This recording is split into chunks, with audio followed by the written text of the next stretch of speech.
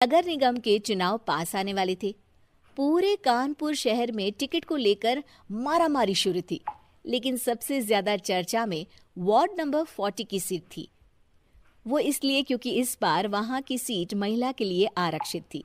अब सवाल ये था कि चुनाव लड़ेगा कौन। इससे पहले ठाकुर साहब वहां से पार्षद थे और इस बार उन्होंने अपनी पत्नी सीमा ठाकुर को टिकट दिलवाई और ठाकुर साहब की शान के कारण सीमा जी ने 20,000 वोटों से चुनाव जीत लिया। अरे बधाई हो सीमा भाभी, अब तो आप वार्ड की पार्षद बन गई हैं। अब तो हमारे काम आप ही करवाएंगी। अरे ये तो सिर्फ नाम की पार्षद बनी है, वो तो महिला सीट आ गई, वरना पार्षद तो मुझे ही बनना था। अब भले ही चेहरा इसका होगा, लेकिन पावर तो मेरी ही होगी। अरे वाह भाई साहब, क्या दिमाग लगाया है आपने भी। आइए आप लोग, खाना लगा दिया है सबके लिए। सीमा जी पार्षद बन चुकी थी, फिर भी उनकी एक ना चलती। सारे काम ठाकुर साहब खुद ही संभाल लेते और जहां जरूरत पड़ती वहां सीमा जी का अंगूठा लगवा लेते। सीमा जी ज्यादा पढ़ी लिखी भी नहीं थी। एक दिन ठाकुर साहब और सीमा एक प्रोग्राम में जाते हैं। अरे ठाकुर साहब, आप आ गए। ओहो, पार्षद मैडम भी आ गई हैं। स्वागत है आप दोनों का। लगता है हमारे पार्षद फंड का सही इस्तेमाल हो रहा है। चलिए अब उद्घाटन करते हैं। ये लीजिए ठाकुर साहब कैची, आप ही सबसे पहले प्रवेश कीजिए। सब लोग आगे निकल जाते हैं और सीमा जी पार्षद होने के बावजूद भी पीछे खड़ी रह जाती हैं। वो देखती हैं कि वेलकम बोर्ड पर उनका नाम है, लेकिन महिला होने के कारण कोई उनका सम्मान नहीं कर रहा। अगले दिन एक आदमी उनके घर आता है। अरे ठाकुर साहब नमस्कार। कल ना हम नोटिस किए कि हमारा घर तो अवैध है और नगर निगम वाले उसे तोड़ने आ रहे हैं। अरे कुछ कीजिए ना ठाकुर साहब। देखो भाई, मैं तो ज्यादा कुछ कर नहीं सकता, पर अगर तुम सबकी जेब गर्म कर दो तो कुछ हो सकता है। कुल मिलाकर 4 लाख लगेंगे। अरे 4 लाख ठाकुर साहब?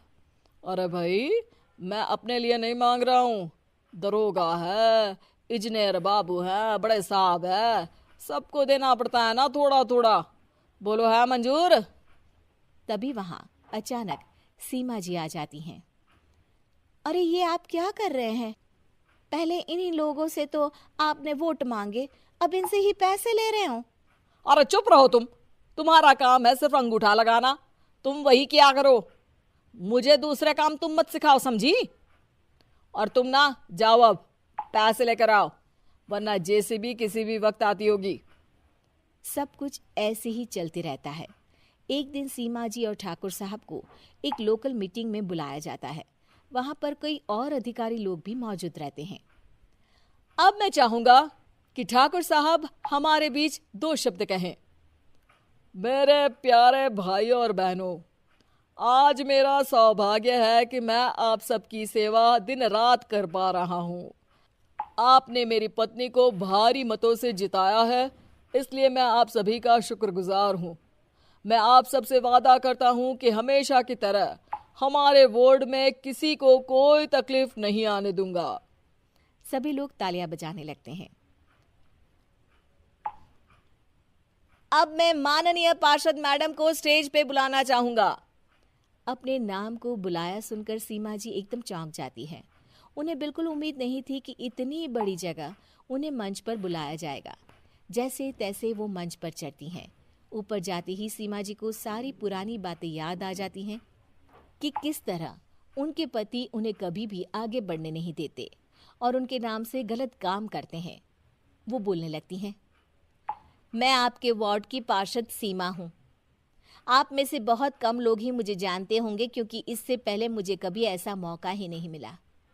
सारे मौके मेरे पार्षद पति यानी आपके ठाकुर साहब ही लेते रहे, लेकिन आज ये मौका मुझे मिला है तो मैं इसे ऐसे ही नहीं जाने दूंगी। मैं आपको ये बताना चाहती हूँ कि आपके ठाकुर साहब मेरे नाम की आड़ में गैर कानूनी काम करते हैं, जिस पर अंगूठों के निशान मेरे होते थे। इसीलिए मैं अपनी गलती मानती हूँ और आज अपने पद से इस्तीफा देती हूँ, ताकि आगे से कोई गलत काम ना हो पाए। अब फैसला आप सबके हाथ में है कि आप हमें क्या सज़ा देना चाहते हैं। सीमा जी की बातें सुनकर ठाकुर साहब के चेहरे का रंग उड़ जाता है और वो शर्म से मुंह नीचा करके वहां से चले जाते हैं और पद से इस्तीफा देकर ही सही सीमा जी अपने आप में आत्मविश्वास महसूस करती हैं।